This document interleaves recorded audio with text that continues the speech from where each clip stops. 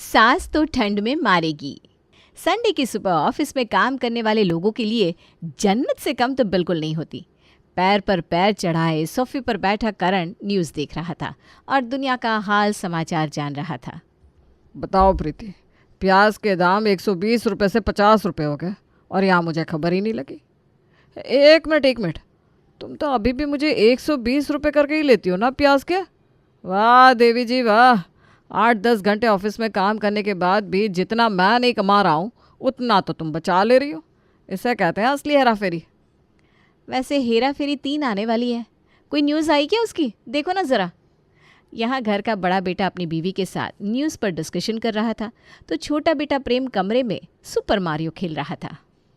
अरे नहीं मम्मी, तुम्हारे दामाद जी को फुर्सत कहाँ है कि रसोई में मेरा हाथ बटा दे। वो तो कमरे में सुपर मारियो खेल रहा है। तू वहाँ खुश तो है ना बेटा? तेरा मन तो लग रहा है ना? ज़िंदगी में कभी मैं तुझसे दूर नहीं रही हूँ। ये 2 महीने कैसे निकाले हैं मैं ही जानती हूँ। अरे हाँ मम्मी, मैंने तो मजाक किया। तुम ना बेकार में टेंशन में आ गई। दिन भर काम करते हैं प्रेम, ऑफिस जाकर भी, ऑफिस से लौटने के बाद भी। अब संडे के दिन तो छुट्टी मिली है। मैंने भी कहा आराम से कमरे में रहो, मैं नाश्ता बनाती हूँ। भैया भाभी ना बहुत अच्छे हैं, मेरा मन लग रहा है यहाँ, तुम फिक्र मत करो। सभी अपने अपने कामों में लगे हुए थे कि अचानक ही भागती हुई प्रीति रसोई में आती है और राशि से कहती है, मम्मी जी आ रही हैं। मम्मी कहाँ आने वाली है भाभी? अभी बात हुई मेरी उनसे, कह रही थी कहाँ फुर्सत है। मैं तो चाहती हूँ कि मम्मी आ जाए। अरे मम्मी नहीं, मम्मी जी। तुम्हारी मम्मी की बात नहीं कर रही हूँ मैं, तुम्हारी सास आ रही है राशि। क्या? मम्मी जी आ रही है? Oh my god, finally mummy ji से मिलने वाली हूँ मैं। मेरी शादी में तो मम्मी जी थी ही नहीं। मैं अभी जाकर प्रेम को ये गुड न्यूज़ देकर आती हूँ। ये लो, ये तो और दिमाग की पैदल है जिससे ये गुड न्यूज़ समझ रही है। वो कौन सी न्यूज़ है वो तो मिलकर ही जानेगी। एक मिनट, कौन सी न्यूज़ से तुम्हारा क्या मतलब है? मेरी माँ ने कभी तुम्हें किसी चीज़ के लिए रोका टोका है? बेचारी गांव में रहती है, तुम यहाँ रहती हो। एक बार भी फ़ोन करके मम्मी ने कहा कि बहू तुम मेरे पास आकर रहो? कभी भी नहीं। अरे मेरा मतलब है कि मम्मी जी रेडियो चैनल की तरह है ना, कब कौन सा सिग्नल पकड़ेगी कोई नहीं जानता। क्या भैया भाभी, मम्मी जी आ रही है और आप दोनों क्लेश कर रहे हैं। जिनके आने की बात से ही घर का माहौल बदल गया। वो आएंगी तो सोचो क्या होगा। तैयारी करनी शुरू करो, बाकी मैं तुम्हें बताती जाती हूँ कि पापा जी और मम्मी जी कैसे हैं हमारे। प्रीति तो अपने सास ससुर से मिल चुकी थी। वो सबसे पहले अपने घर के कोने कोने की सफाई करवानी शुरू कर देती है। बाप रे भाभी, इतनी ठंड में पोछे का काम करवा रही हैं आप, वो भी दिन में 2-2 बार। मेरे से नहीं होगा भाई। 2-4 दिन की बात है, कर देना कमला, क्योंकि मम्मी जी जैसे ही आएंगे सबसे पहले तुझे ही काम से निकालेंगी। मम्मी जी बहुत स्ट्रिक्ट है क्या भाभी? मैं तो आज तक उनसे मिल ही नहीं पाई। स्ट्रिक्ट नहीं है, वैसे तो मॉडर्न है। गांव में रहती है तो क्या हुआ, हिसाब किताब एक नंबर है उनका, पर नियम कायदे की पक्की है। तुम्हारी शादी में तीरथ करने गई हुई थी तो आती कैसे? वैसे उन्होंने मेरी शादी भी अटेंड नहीं की थी, क्योंकि उनका मानना है कि लड़की की माँ लड़की की शादी अटेंड नहीं करती है। बाकी जब वो आएंगी तुम्हें खुद ही पता चल जाएगा। और अगले संडे की सुबह विद्या महेश के साथ अपने बेटों के फ्लैट पहुंच जाती है। बड़ी ठंड लग रही है राशि, तू जाकर दरवाज़ा खोलना। नहीं भाभी, अभी 2 मिनट पहले ही मैं ना टॉयलेट जाकर आई हूँ। मैं नहीं उतारने वाली पैर नीचे, बर्फ़ की तरह ठंडा है फर्श। आप ही जाकर दरवाज़ा खोलो। कमला! ज़रूर कमला ही आई होगी, बार बार बेल बजाई जा रही है। चिढ़ती हुई प्रीति जैसे जाकर दरवाज़ा खोलती है तो सामने अपने सास ससुर को देखकर भौचक्के रह जाती है। सर ढककर प्रीति अपने सास ससुर का आशीर्वाद लेती है। मम्मी जी, पापा जी, आप लोग तो कल आने वाले थे ना? ट्रेन बिफोर टाइम थी तो हमें खबर तो की होती है, हम गाड़ी भिजवा देते। तुम लोगों की गाड़ी के भरोसे रहते क्या हम? ट्रेन पहले पहुंच गए तो हम ऑटो लेकर कंपाउंड तक आ गए। बस एक काम अच्छा किया कि 5वें माले पे फ्लैट लिया है तुम लोगों ने। चढ़ना उतरना अच्छा हो जाता है। आप सीढ़ियों से आए क्या पापा जी? हाँ तो ये 4 फुट के डब्बे से आते क्या? लिफ्ट का इस्तेमाल तो करना ही नहीं चाहिए बेटा। जितना सीढ़ियों से चढ़ना उतरना होगा हड्डियाँ उतनी ही खुली रहेगी, और ठंड में सीढ़ियाँ चढ़ने उतरने से शरीर में गर्माहट बनी रहती है। देखो अपने पापा जी को, शरीर में स्वेटर या शॉल है इनके। मुझे देखो, क्योंकि हम काम करते हैं। और तुम दोनों एक दूसरे को देखो, एक बहू रजाई ओढ़कर खड़ी है, दूसरी ने इतने सारे स्वेटर पहन रखे हैं। मैं समझ गई भाभी, आप क्या बताना चाह रही थी। रात को पूरा परिवार खाना खा रहा था कि प्लेट देखकर विद्या कहती है, ए कमला इधर आ तू। ये सफाई करती है तू? पूरा साबुन लगा हुआ है, यही साबुन पेट में जाकर जम जाता है और 10 बीमारियां होती है। जा इसे धोकर लेकर आ। ठीक है, लाती है। कमला प्लेट को फिर से धोकर लाती है और विद्या के सामने रख देती है। देख, गिरा दिया ना पानी फर्श पर। अब इस पानी पर पैर पड़ेगा तो तू ही गिरेगी। जा पोछा लेकर आ और इसे पोछ।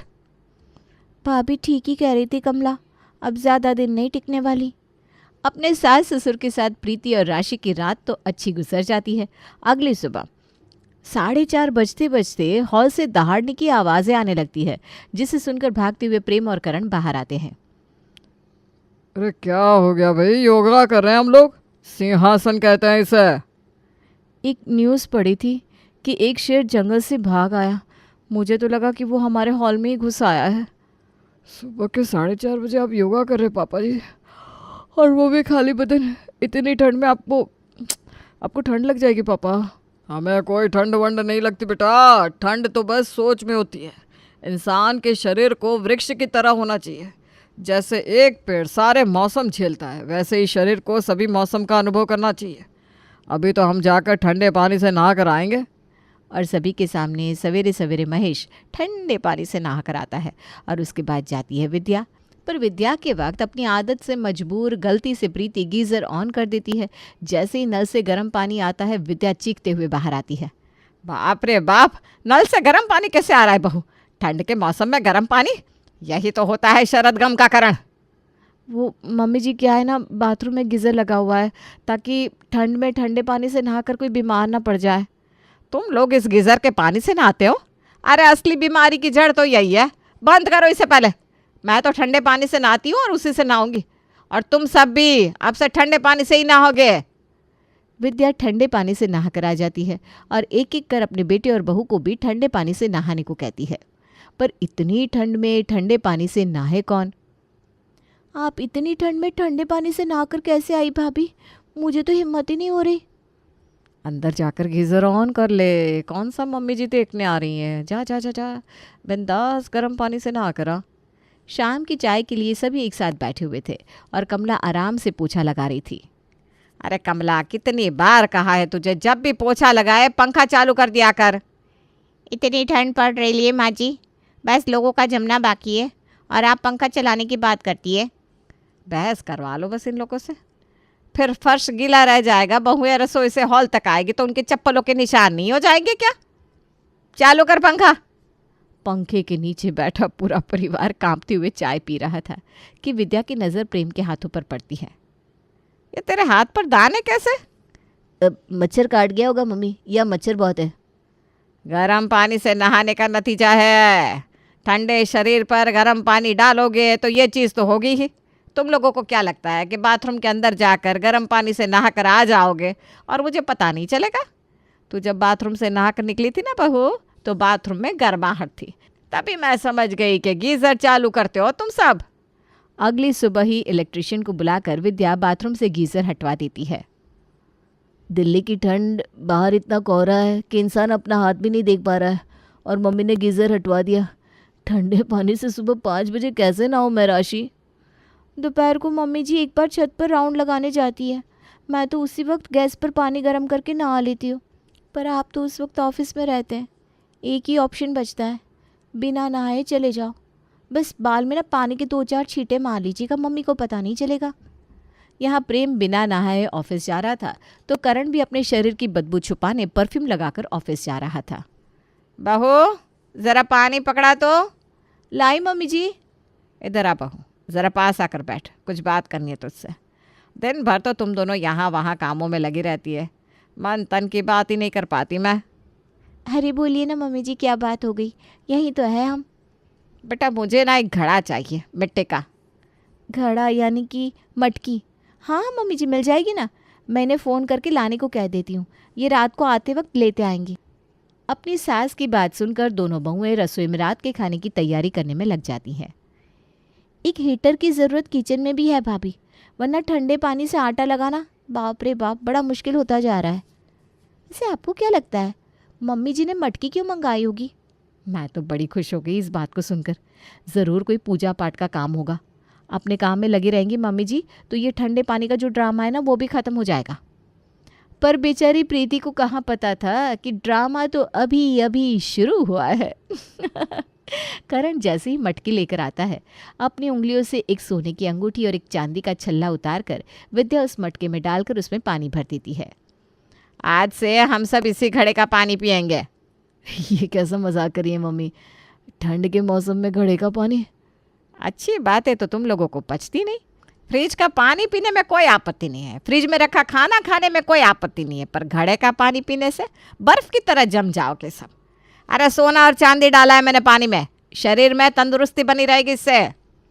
ठंड में ठंडे पानी से नहाकर पंखे के नीचे बैठने के बाद मिट्टी के घड़े का पानी पीना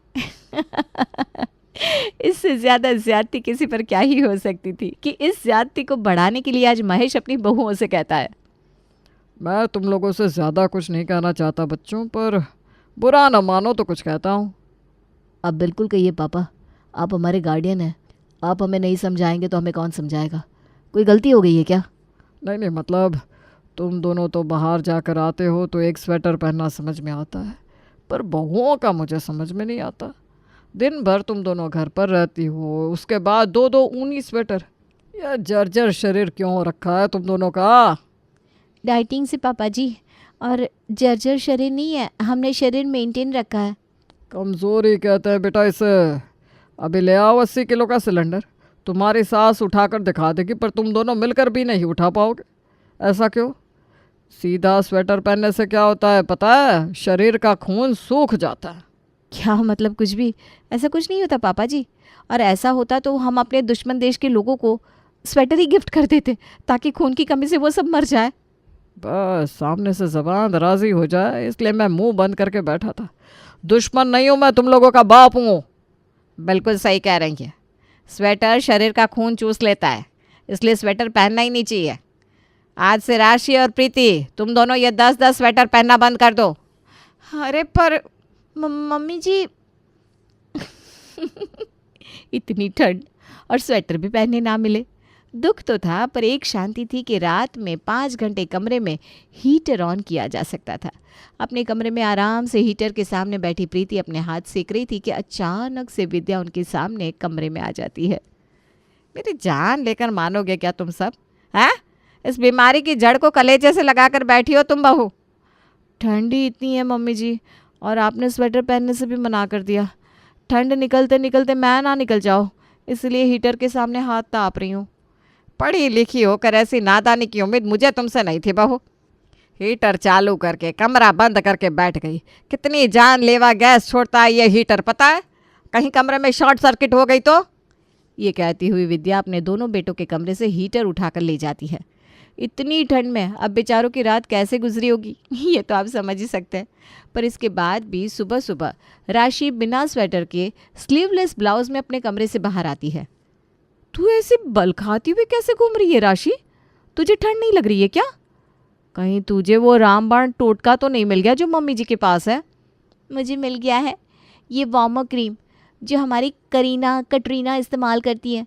बर्फ़ के बीच शिफॉन की साड़ी पहनकर शूटिंग करने के बाद भी उन्हें ठंड क्यों नहीं लगती भाभी? क्योंकि वो लगाती है 10-12 हज़ार की वार्मर क्रीम। महंगी पड़ी पर जिंदा बचने के लिए पैसे लगा दिए मैंने, और साथ ही अपने लिए लिया है ये वार्म ब्लैंकेट।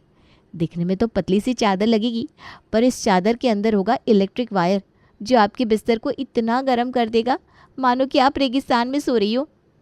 अरे मुझे भी देना ये क्रीम, मुझे भी दे भाई। प्रीति और राशि की बात रसोई के बाहर खड़ी विद्या सुन लेती है और अपनी बहू के कमरे से ब्लैंकेट निकाल कर छुपा देती है। ये बहुएं तो मानने को तैयार ही नहीं है, बिजली से पूरे शरीर का खून सूख जाएगा। अब धीरे धीरे सभी विद्या और महेश से तंग आने लगे थे। आज प्रेम ऑफिस के बीच से ही वापस आ जाता है। ना ही नहीं पाता मैं मम्मी, इतनी ठंड में पूरी बॉडी में खुजली होती रहती है। आज मेरे बॉडी स्मेल के कारण बॉस ने मुझे वापस भेज दिया। सबका शरीर एक सा नहीं होता मम्मी जी। मुझे भी फीवर आ गया है। दिक्कत तो है बेटा, पर तुम लोग फिक्र मत करो, मैंने बात कर ली है तुम्हारे पापा से। अब हम बारिश के सीज़न में ही वापस जाएंगे। बहुत उपाय है मेरे पास, तुम चारों के शरीर को मजबूत कर दूंगी मैं। नहीं, सभी सिर पिट लेते हैं। ये बलाड़ तो बढ़ती ही जा रही थी। रात को विद्या और महेश के सोने के बाद चारों मियाँ बीवी की सभा बैठती है। ऐसा कहना तो नहीं चाहिए, पर मम्मी जी वापस नहीं जाने वाली करण, और वो यहाँ रही तो ठंड में तुम विधवा हो जाओगे। तुम भी प्रेम, अब तुम मुझसे भी ठंड बर्दाश्त नहीं हो रही। मैं सोच रही हूँ कुछ दिनों के लिए मम्मी के पास चली जाऊँ। मैं भी ना कोई बहाना बनाकर निकल जाऊंगी। विद्या और महेश के बेटे जितने संस्कारी थे, बहुएं भी उतनी ही अच्छी थी, पर उनके शरीर लोहे के तो थे नहीं कि वो इतनी ठंड बर्दाश्त कर सके। आज राशि अपनी सास के सामने अपने मायके जाने की बात कहने वाली थी कि तभी एक चमत्कार हो जाता है। दरवाजे की बेल बजती है। मैं देखती हूँ मम्मी जी, आप बैठिए। प्रीति दरवाज़ा खोलती है और बाहर खड़ी थी ज्योति, प्रीति की ननद। अरे दीदी आप आइए आइए बैठिए। हाँ हाँ बैठ तो जाऊंगी, पर उसके पहले पैकिंग करवानी है मम्मी पापा की। पैकिंग? रात की टिकट है ना, मैं मम्मी पापा को अपने साथ ले जाने आई हूँ। क्या दीदी, सच में? राशि और प्रीति के लिए ज्योति एक वरदान की तरह आई थी। दोनों जाकर अपनी ननद के पैर छूती है। अपने माँ बाप के बैग्स को फिर से पैक कर ज्योति अपने साथ ले जाती है। सभी उन्हें स्टेशन तक छोड़ने जाते हैं। अब ठंड निकल जाएगी ना प्रेम? सभी को आंख मारकर ज्योति ट्रेन में चढ़ जाती है। प्रेम का लगाया आइडिया काम कर जाता है और फाइनली सभी के शरीर पर फिर से स्वेटर आ जाते हैं और कमरों में हीटर। ठंड में तो अब तकलीफ नहीं होने वाली थी, पर विद्या और महेश अगर गर्मी में आ गए तो